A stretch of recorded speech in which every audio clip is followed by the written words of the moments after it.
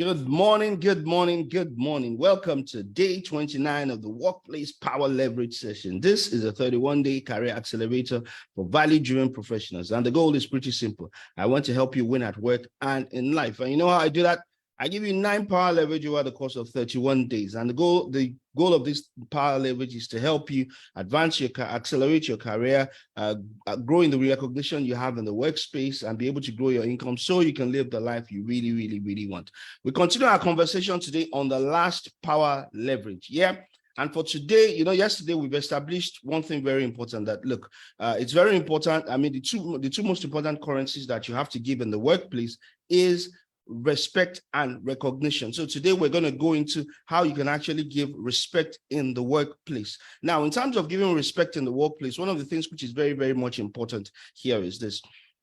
We've already established yesterday that for people that are on a level higher than you, the most important currency you need to give to them is respect. I repeat, for people that are on a level higher than you within the workplace, one of the most important currencies that you give to them is respect. But now you ask a question, what really and how do you really give respect in the workplace to those people? Now, for you to do that, you need to realize that, look, for people that are above you, there are two classes of those sort of people. There are people that are above you that are within your unifunctional team, and there are people that are above you that are outside of your unifunctional team.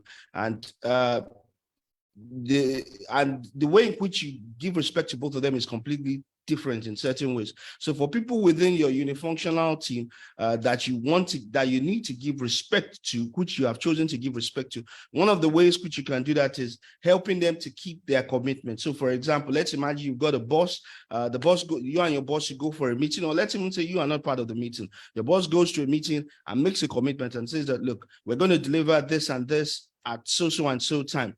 One of your first responsibilities is to make sure that you help your boss keep that commitment. That's one of the ways in which you show your boss that you respect your boss. Whatever it takes, whatever is required, you make sure you go out of your way to make sure that you deliver on that commitment that your boss has made. The second way in which you can do it is also by making sure that you don't make your boss look bad in public. So for example, you're part of a meeting whereby your boss says something and it's not completely the whole picture. Maybe he or she makes a gaffe in terms of what it is that they communicate. Now you have two options depending on the type of person that your boss is, one, or even the type of situation really it is. Number one, you might decide that, okay, I don't think this gaffe is actually earth-shaking. Outside the meeting, I can take it up with my boss and explain to he or she where the gaps are in that conversation. And this is actually the more face-saving approach, because why? You're giving your boss the opportunity of actually being the one to come later on to like, oh,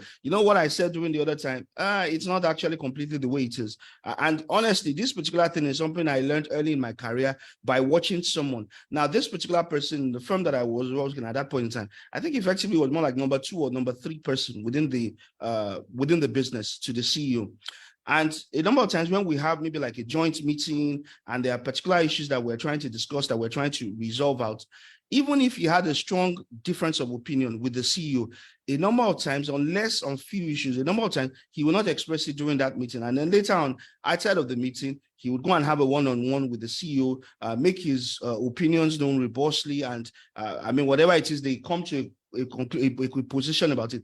And I didn't even know that was what it was. It was actually more senior members who were like, look, tell me that, look, this is actually the approach in which this guy adopts. And what you found out that the CEO actually respected his opinion as a result of that. So there are actually times within the meeting when he has not made his position known in a particular matter, and the CEO would actually actively seek for his opinion within that meeting, because why? He has shown himself as somebody who respects the CEO enough to be able to, if there are flaws or gaps in whatever the CEO has said, he's able to bring it to the CEO outside of the office, to the point whereby the CEO actually sometimes wants him to actually say it within the office space, because he's like, look, okay, no problem.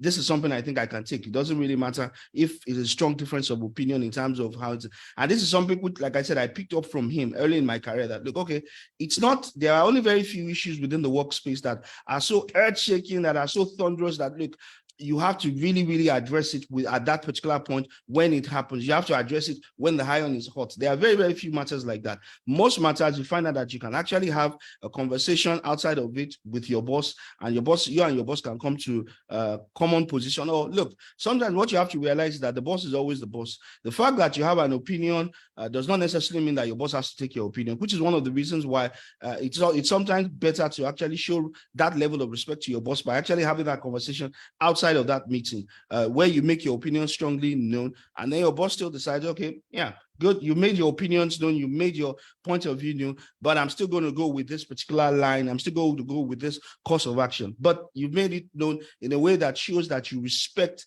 that particular person, the person that is. So like I said, there are two ways in which you show it for people who are leading you, where you are within a unifunctional team or even cross-functional team, as long as you have a direct relationship to that person as providing leadership to you. There are two ways you can address it. I mean, that you show respect. Number one, you need to help your boss keep their commitment. Whatever commitments they make in terms of deadlines, you need to make sure you go as far as you can go the extra mile to make sure that they deliver, that they deliver and meet that objective.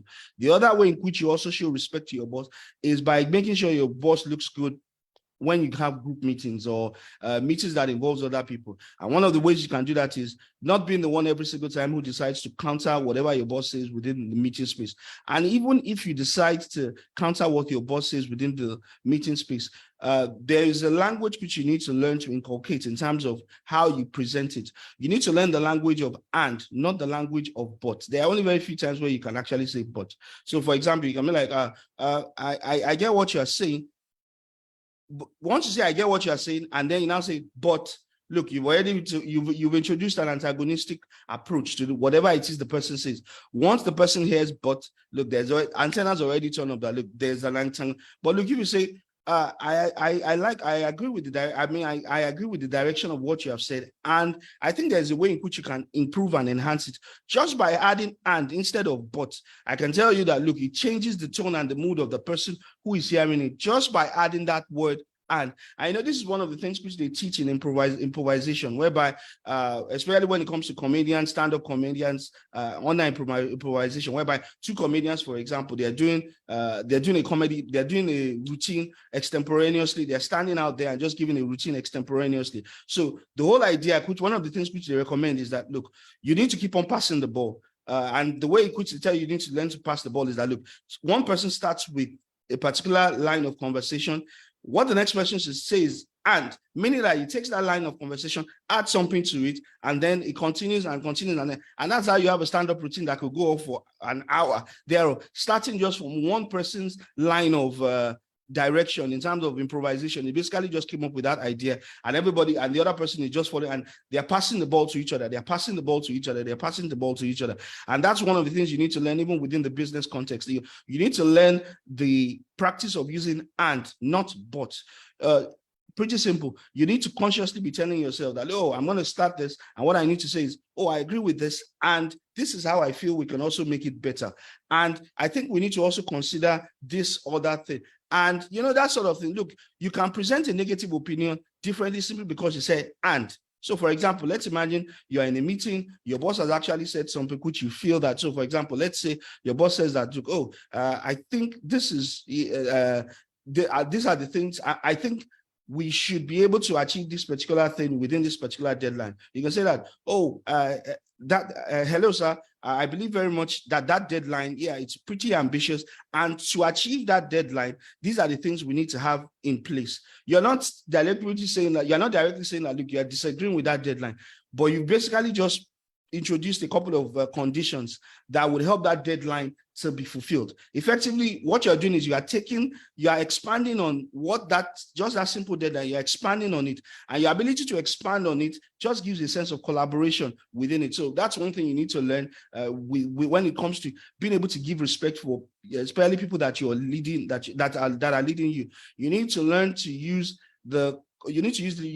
complementary words like and rather than but. Even if you are going to present reasons why that thing is going to happen, you're going to present it as an and expression in terms of, look, and we need to do this and this and this and this, instead of yes, I like that deadline, but these are the reasons why it would not happen. It's completely different from I appreciate, I agree with that deadline. And these are the things we need to do to make sure that deadline happens. It's just, it changes the whole context of the conversation. So that's it when it comes to working with people that you actually have direct relationship and direct bearing for. The next people that you need to consider are people that you actually don't have a reporting line to. So it's not like you have a direct relationship in terms of they lead you or you're part of a cross-functional team that they lead.